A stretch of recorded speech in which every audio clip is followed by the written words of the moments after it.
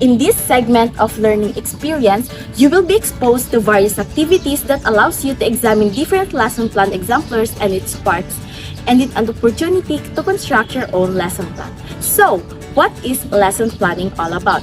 A lesson plan is the teacher's roadmap or compendium of what students need to learn and how it will be done effectively during the class time. It also involves designing and incorporating appropriate learning activities and strategies to obtain substantive feedback on student learning.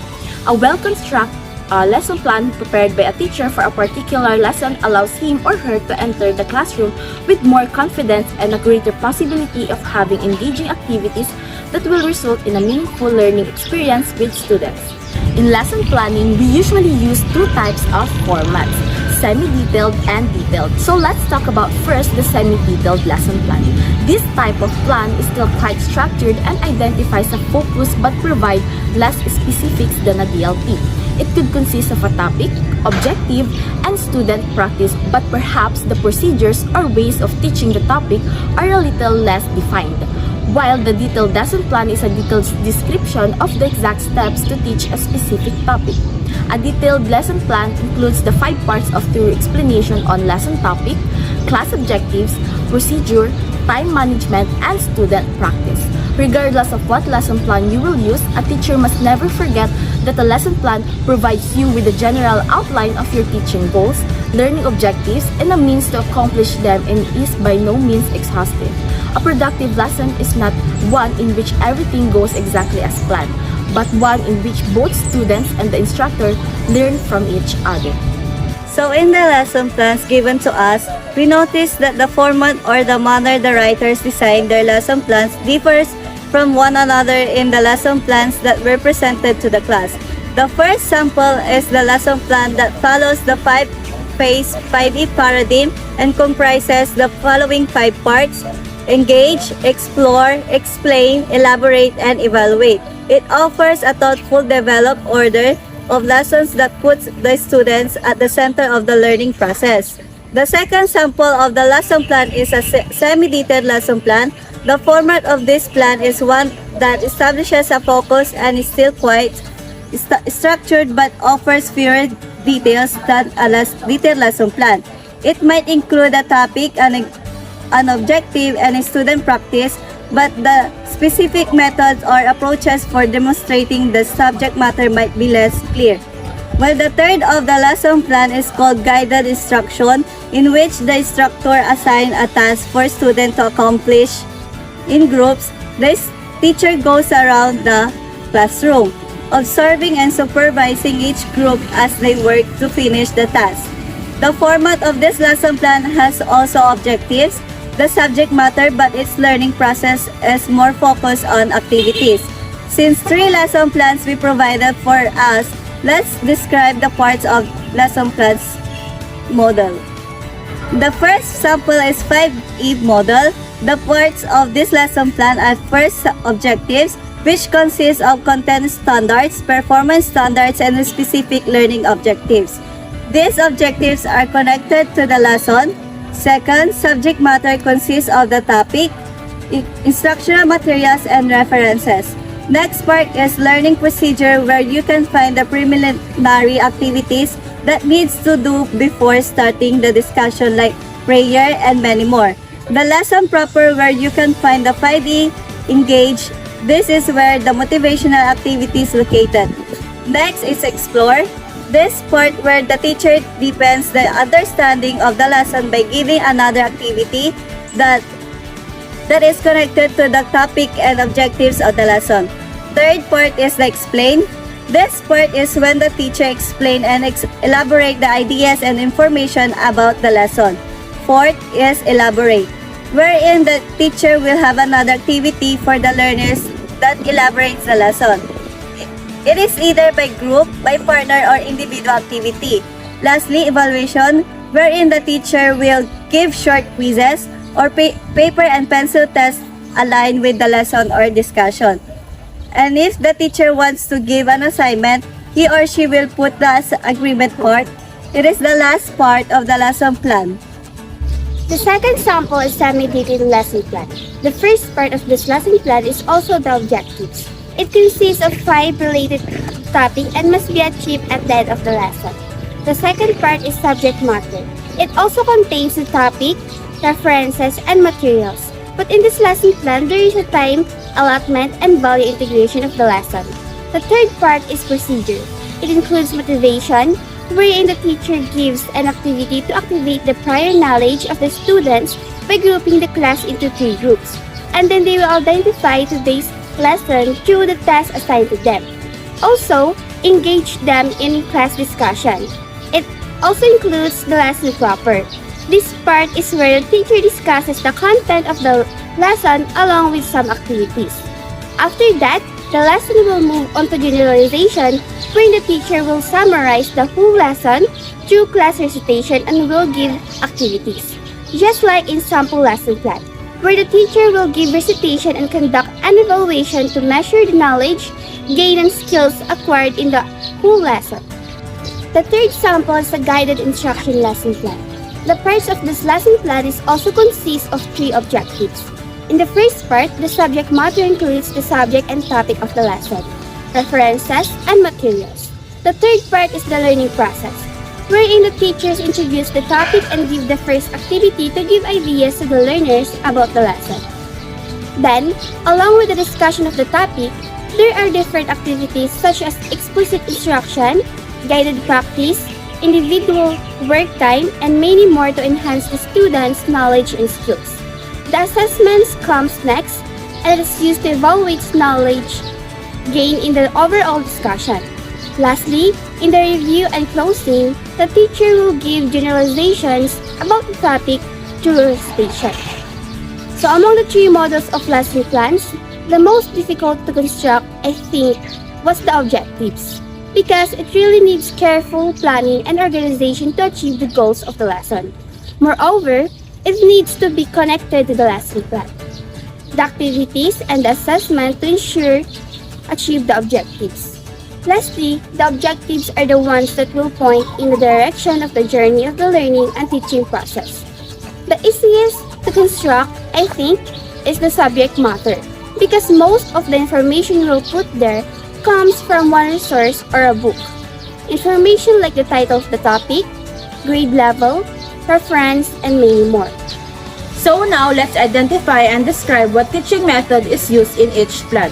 In sample lesson plan 1, the teaching method employed is learner-centered, emphasizing a constructivist approach, cooperative learning, and experiential learning through simulations. The plan activities align perfectly with the intended learning outcomes, as they encourage learners to actively engage with the topic and collaborate with peers to deepen their understanding of disaster preparedness, directly supporting the objectives. In sample lesson plan 2, learner-centered teaching, cooperative learning, and peer-based learning are utilized, all in harmony with the desired learning outcomes.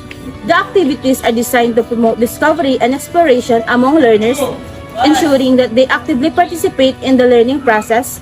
This alignment between activities and objectives ensure the learners have the opportunity to achieve the intended outcomes.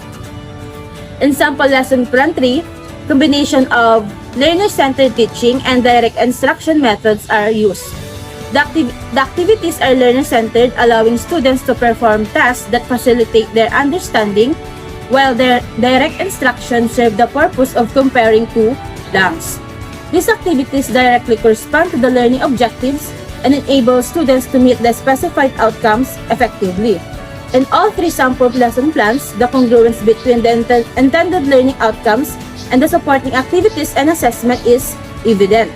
The activities and assessment are thoughtfully designed to enable students to work towards and ultimately achieve the specified objectives, ensuring a meaningful and effective learning experience. So, how do you make a lesson plan? Since we already talked about the different parts and various models, let's make it shorter to better understand. A successful lesson plan addresses and integrates 4 key components. We have learning objectives, learning activities, assessment to check for student understanding, and reflection. So, what should we do before, during, and after your class in your lesson plan? Let's talk about the sixth step for preparing your lesson plan before your class. So, before you plan your lesson plan, you will first need to identify the learning objective for the lesson.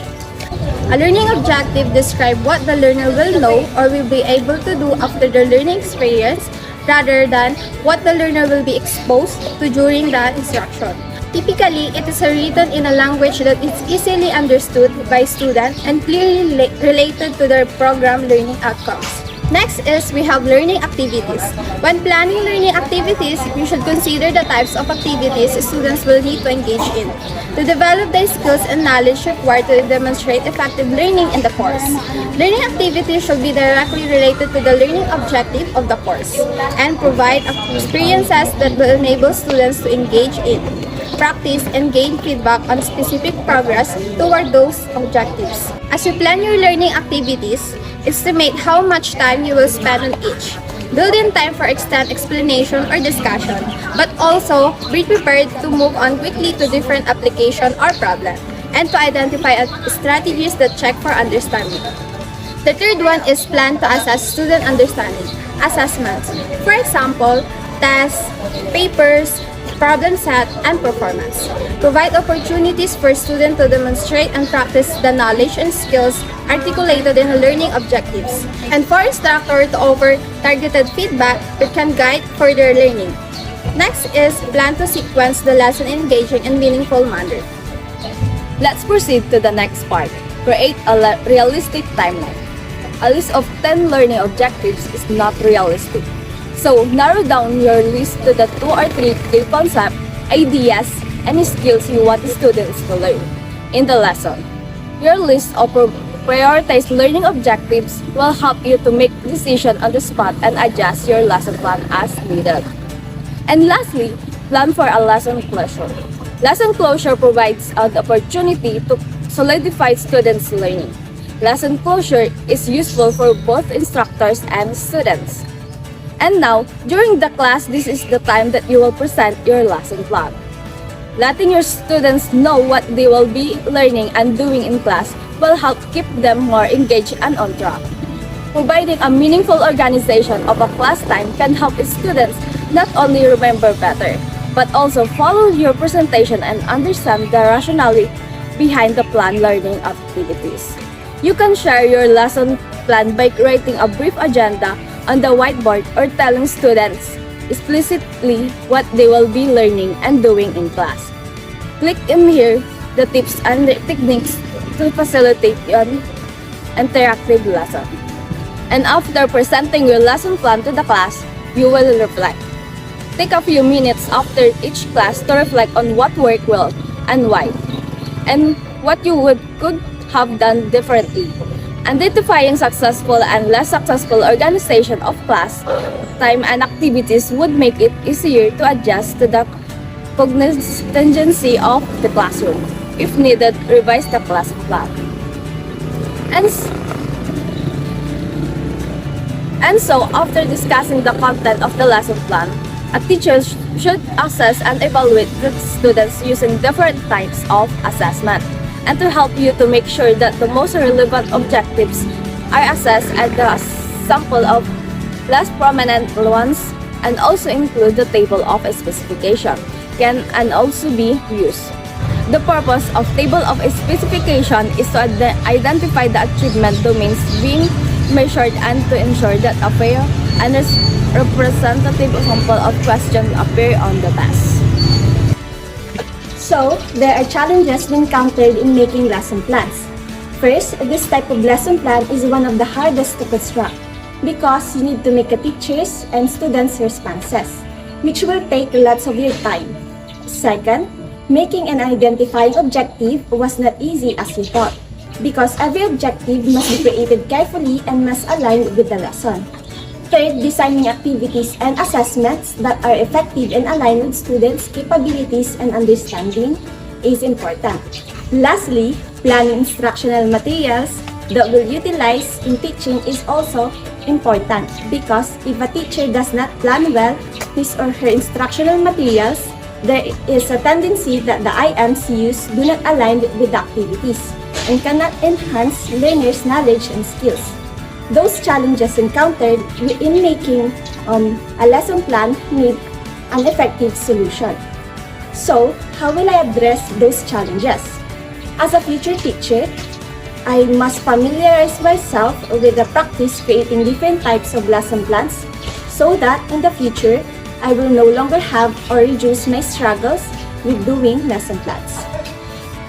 Second, I must know how to properly write an objective using 3 domains, the cognitive, affective, and psychomotor, as well as the SMART goals. It stands for specific, measurable, achievable, relevant, and time-bound. Third, I make sure that the prepared activities and assessment are related to the topic and align with my objectives to have more effective learning and teaching process. Moreover, I must consider the learner's interests, skills, and knowledge so they will engage properly in the activities I will give them. And lastly, all instructional materials must be timely and can get learners' attention. I will also make sure that the IMs I created are organized and easy to manipulate, and especially aligned with the lesson. Therefore, writing and constructing a lesson plan requires careful planning and making wise decisions because the whole plan reflects how good teacher you are and how learners will gain knowledge and skills.